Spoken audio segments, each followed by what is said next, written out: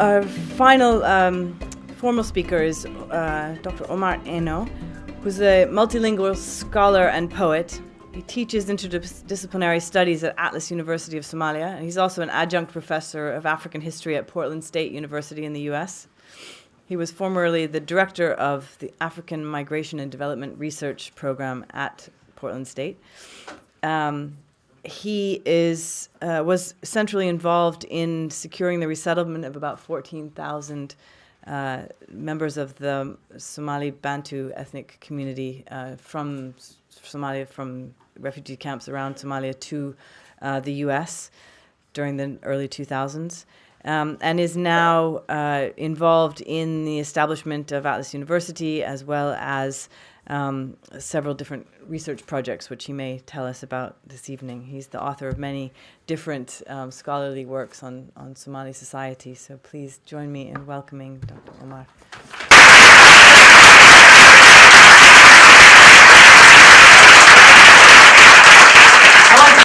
Good evening, everybody. Assalamu alaikum.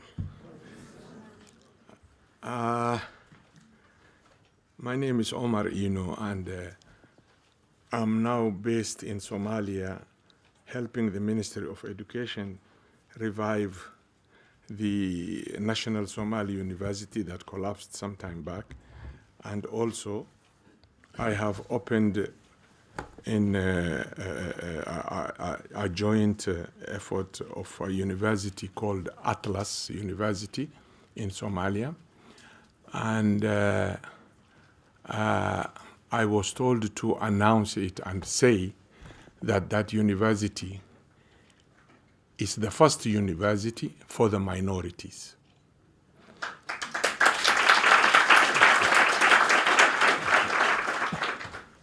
I have been going to Somalia. Hassan Sheikh wanted to appoint me minister several times. I refused. And no, I'm not accusing. He's a good man. He's a very smart guy. I had a long discussion with him. But I just don't want to be in politics. And the situation is that whenever I went to Somalia, I sat down with cross-clan minority students, and I asked them, you are always pushed aside as a minority, even though we'll talk about it. Nobody knows who's majority and who's minority. And they said, we come from very poor family. We cannot afford to go to university. We are stuck with a higher school diploma. And some of them could not even retrieve their diploma certificate from the ministry because you have to pay $30. They don't have the $30. So there were 200 scholarships that came. None of the minorities participated because they don't have the diplomas to show, because they don't have the $30 to collect the certificate. And they are very intelligent, very smart, talented. I paid for 10 of them. I wish I could pay more, but my hands were tight. Anyway, there's Atlas University of Somalia. Whoever is here, who is from the minority, from the majority, from whatever you are, please let them know that if a student cannot afford to go to other universities in Somalia that are paid highly, we look sponsors for them, and if they are intelligent, if they have higher grade, we accept them, we put them in the university. I leave that one there.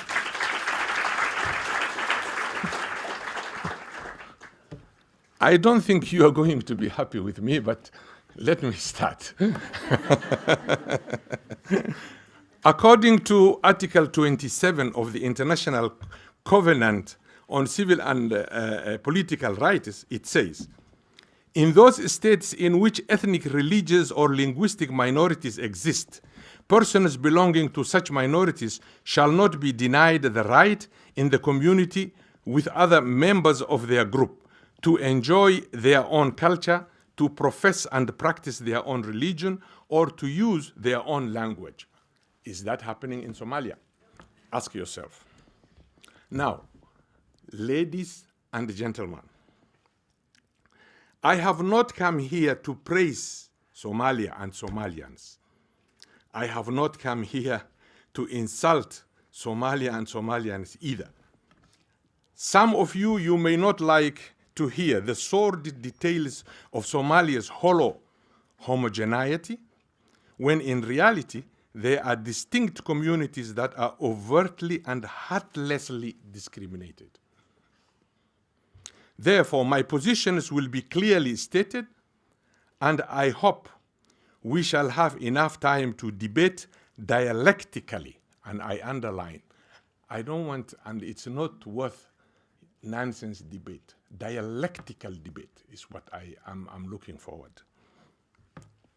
on some of the issues that I'm about to raise on minorities, particularly the Bantu JAREER, the Baydari, Gaboye, Barawa, Banadiri, and many other ones. Ask this question to yourself.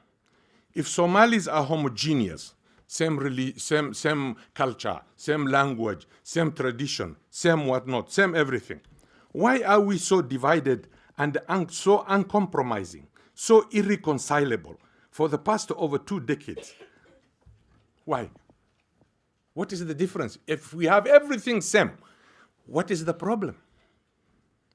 Another major myth that Somalia is suffering from is as he mentioned, my colleague here, is a superiority complex.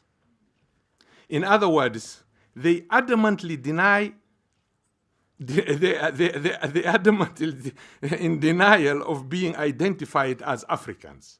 Subsequently, this created a Somalia that is in Africa, but not of Africa.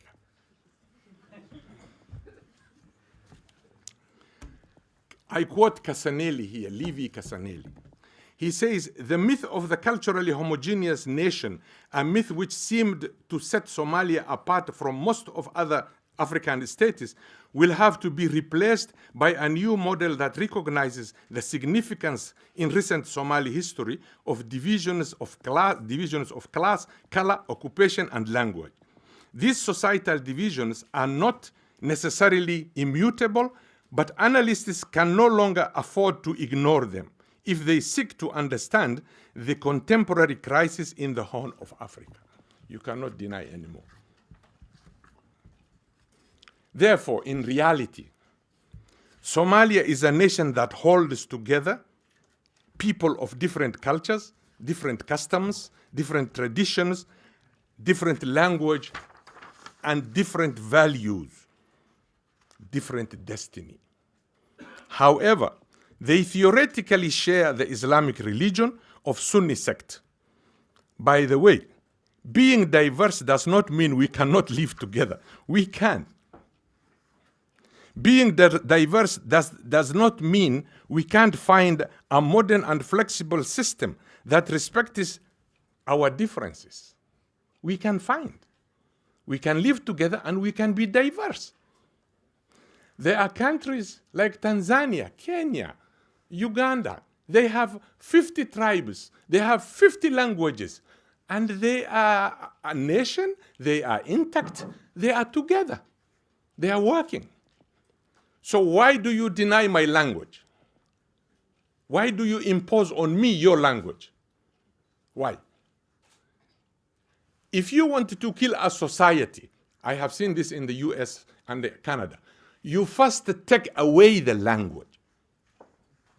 When you want to kill a culture, you take away from them the language. Then that culture is dead. You know why? Because you are adopting another language and you are always told, no, you are not the master of the language. Stand behind. Because you adopted this language. It's not your language. So many young men in my country, in Somalia, they have been robbed of their culture. I was in primary, I don't know if we have time to finish this. I was in a primary school. I went to register. There's this old man that came, he's a Rahawin. wrongly called Rahawin, but they are Rewin. There is no Rahawin. He came to register his son at the same school. Me, I was already registered, but we are just standing there. So he doesn't speak another language. He speaks only the Rewin language. Is that a crime? So the headmaster, he said, I want my son to be registered. I am here. I was living somewhere else, so I moved now here in this area. This school is near to my children. I want to be registered. And listen what the headmaster answered. He says, "War Somali baan wax u la'nahay."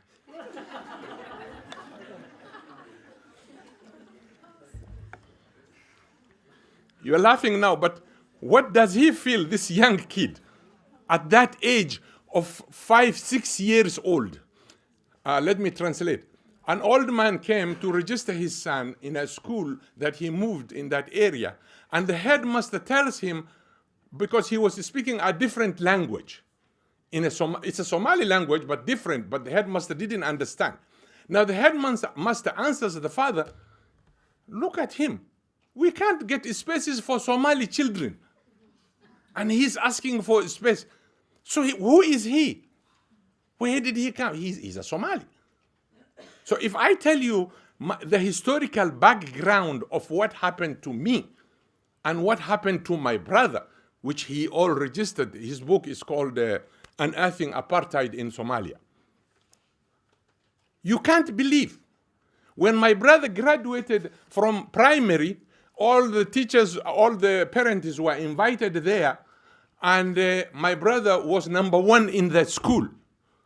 The headmaster was Ustad Abdullah. He was half Arab.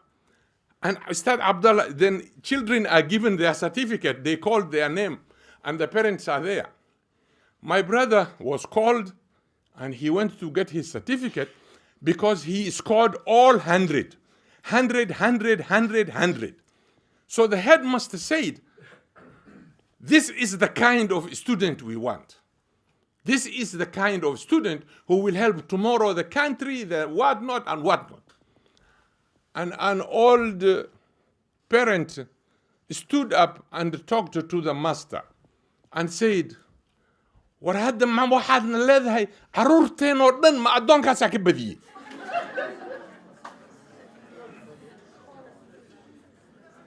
I knew you will not like it.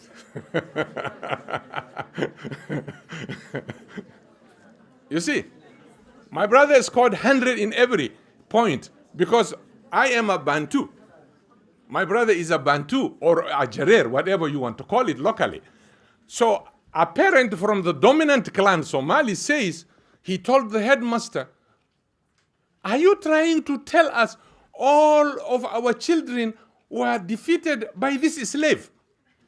Because we are considered a slave in Somalia. Not only we, every African Negroid looking person, if your nose is big, if your hair is kinky, you are a slave. I don't know who owns me. I'm looking for my master, I don't see yet.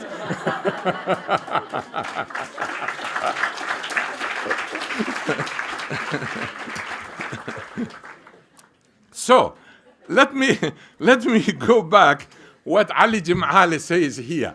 Professor Ali Jim'ale, he's talking about Somali intellectuals. He says,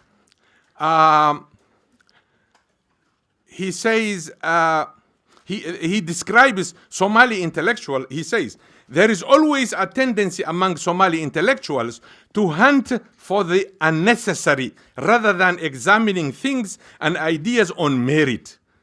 For me," he says, "for him, therefore, an intellectual of any sort is the person who," he's quoting Gramsci now, "it's the person who assumes that the purpose of discussion is the pursuit of truth." Now, he continues, "Such an intellectual is one who attempts to identify problems, reflects on them, and does not shy away from asking hard and unpleasant questions." I didn't shy away, I explained. "And who suggests, not imposes, some type of solution to the problem under his or her scrutiny. So he concludes and says, therefore, I would argue that an overwhelming number of Somali intellectuals are simply university and college graduates. Because education which does not bring about a transformation in the consciousness of the educated is hardly beneficial to the individual, let alone to society. If you are educated and the education is not bringing any transformation in you, you still go back to your tribe. You still go back to the nonsense of calling me, or Adon Batai, Bidda Batai, which I don't understand. You see, but like now I'm not called Adon because I'm a professor. Everybody knows there's a little resource around me. Everybody will come.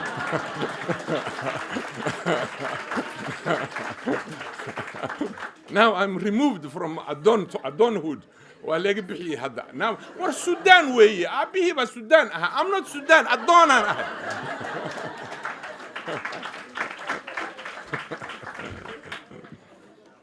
So, therefore, here I think the Chinese proverb I picked is very handy here, is useful. It says, to know and not to act is not to know.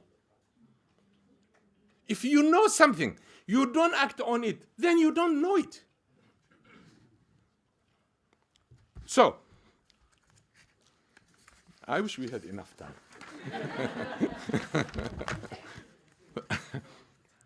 Now, this is where I come to the character, which I think Bulhan, most of it he covered. I thank him.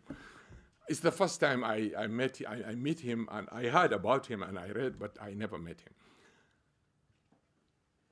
The character of a nomad or a pastoralist is to disdain agriculture. Not only that, to disdain any manual job. They don't want to do anything that involves handwork. How do you progress? How do you develop? You tell me. These missiles that are being sent, this technology that is happening among the Japanese and all this, do you think it came because of Gabay? No. It started with a hand. And now I am doing the handwork. You insult me because of doing the handwork. Kabaha lagu tolay. Borsa lagu sameye. You respect the Italian who makes the shoes and the handbag. But the one who is with you, who's a Somali who makes the shoe, the knife, the metal, you derogatively abuse. Ask yourself, are you intelligent really? We will come to the intelligence.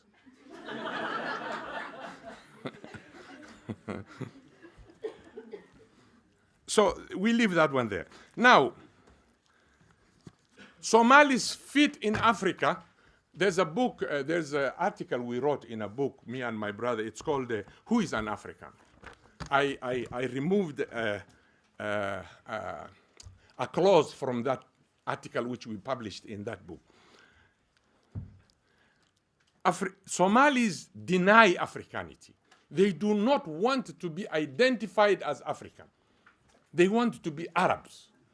And the Arabs are pushing them. There's a dilemma here.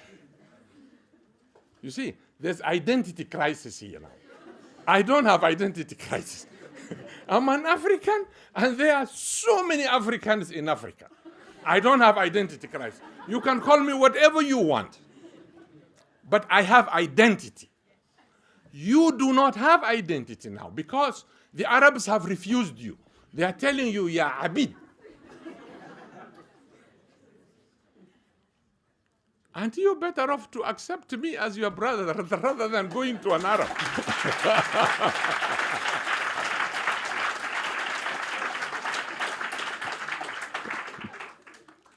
So we called Somalis in that article, Africanity by accident of geography. This group consists of those who happen to be in Africa without their wish to be there. Individuals who found themselves living in the continent by virtue of circumstances beyond their control. In other words, circumstantial Africans. Members of this group are not pleased to be identified with negritude or blackness, be it by value, ideology, culture, ethnicity, or any other quality except by the accident of being in Africa, of existing on the continent. So, the only time that a Somali nomad or a pastoralist, and I have nothing against nomads, the only time he or she will accept to be an African, or she or he may instantly turn around from Arab to Africa, is if she or he encounters discrimination of identity, denial from that group. And I have seen this in Egypt.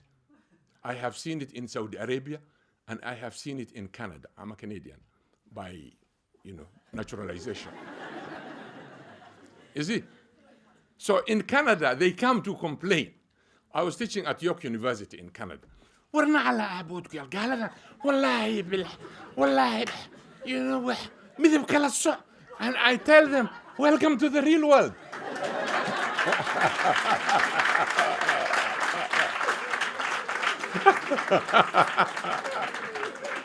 In Canada, I used to teach at York University.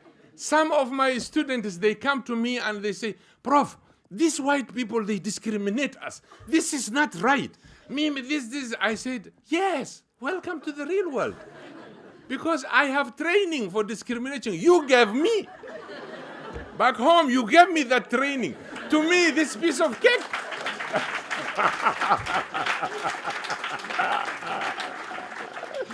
I never felt even single day in Canada that I was discriminated. Never. Because I was already prepared by you guys. Okay. People from all over the world do view diversity as strength, except the Somali nomads, who consider it a divisive culture. According to Van den Berge, this guy is, I think he's a Belgium. He says, cultural diversity is a necessary condition of human evolution and advancement. Normally, within a homogeneous society, the people are supposed to get along wonderfully since they all share the same culture, tradition, language, and religion. However, as the Somali situation conspicuously shows, being homogeneous or claiming to be homogeneous society did not save the country from plunging into the abyss of annihilation and anarchy. Instead, many diverse communities, as I told you earlier, they are together.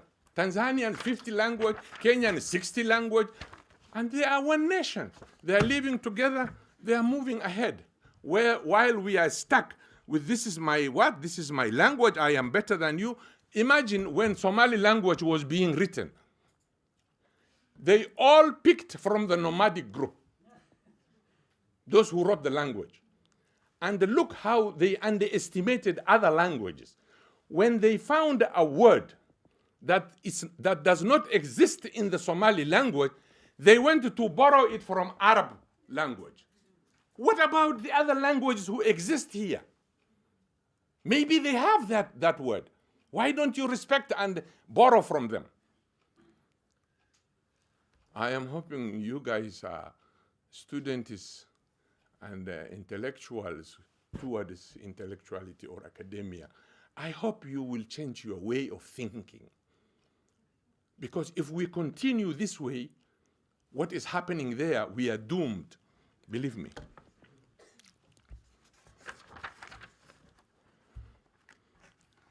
I wanted to give you the history of the Bantu, but I don't know if we have time. You see,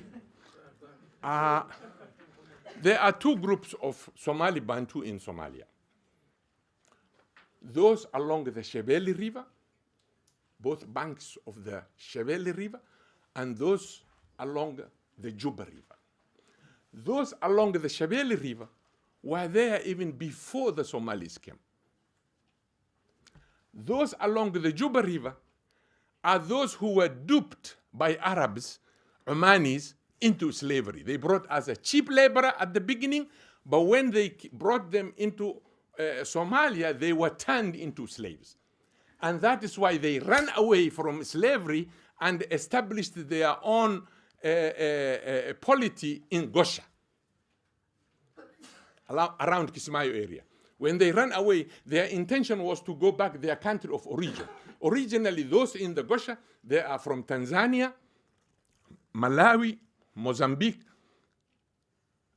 Arabs brought them, Omanis. Said Said, who controlled the whole coast. I teach history. If I start this, I will not finish. So you see, there are these two groups of Somalis. One is native, and one came. Now, because they look alike, you all lump them. All they are Adomo. They are all slaves. Those along Shebele River, they were not slaves. They had nothing to do with slavery. But because now somebody has the power, somebody has took over the government, immediately after the Italians left, I wrote a lot here on that, but I don't think I have enough time to cover. So the Bantus fell victims, those who are even natives. Now this is the question I start in my PhD thesis. I start with 7 questions. Then I answer those questions. One of the questions is, you told me I am not a Somali. I was brought here as a slave. You are an Arab. You came here. And the country we are talking is in Africa. And I am the African. Isn't here a dilemma? I am the African who is in Africa. But you are the Arab who came. And now you tell me I don't own this country. It's not mine. And I am the African. So who came here? Is it the Arab who came or the African who came? This is one of the questions I start with my thesis. So, you see, it is good to study. It's good to go to school, because if I didn't do that, I wouldn't have been able to talk to you like this, because I remember in Toronto, University of Toronto, it was a Somali Independence Day. And we were talking about Somalia. There was a forum like this. And a Barawa man said, we are talking of Somalia, we are talking of this, we are talking of government. Our women were raped and they were taken to somewhere in central area. Up to today, we don't know. They are in central region. They took the woman and they went with the women in the central region. Now he says, me, I want my children to be brought back. Somebody who was sitting at the back, because there is no space to walk, and the guy who's asking the question is in front. So that guy, he's one of your cousins or brothers, he stood up. And he says, Warya, warninka sida u hadlaya, dadkiina horay taagan, miyaadan la idinku arkin nin qura oo ninka dharbaxa. Look the ignorance. This is not a place to slap somebody. There's a security guard, he will throw you out. There's no gun here. I talk the way I want. I tell you the truth. It may be painful, but it is. Swallow it. unless you want to change. I don't want to marry you. I don't want anything. I married Indonesian.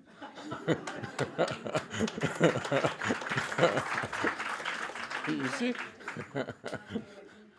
Because there is this cultural belief that a Jareer or a Madiban or a Gaboye, he cannot marry the other Somali group. Why? Why can't he marry? Oh, sorry. Tell me, why can't he marry? What is the reason? In my had the gursishadaas dan kala ku jirto.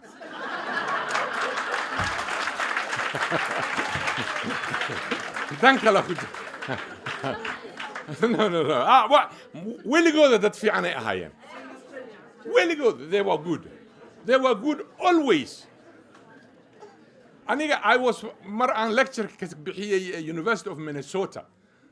Some girls proposed. Why are you complaining? Are you ready to marry? I said, no, I'm not ready. Now you want me, yeah. Because I'm a professor now? I'm okay now? Now, yeah. Now, why not? There's something now. But when I was suffering in Barak Abdo and Bull Ally, you didn't want me that time. No. And I'm not stupid enough to embrace you now. No. I will take my resources whoever deserves. Come on.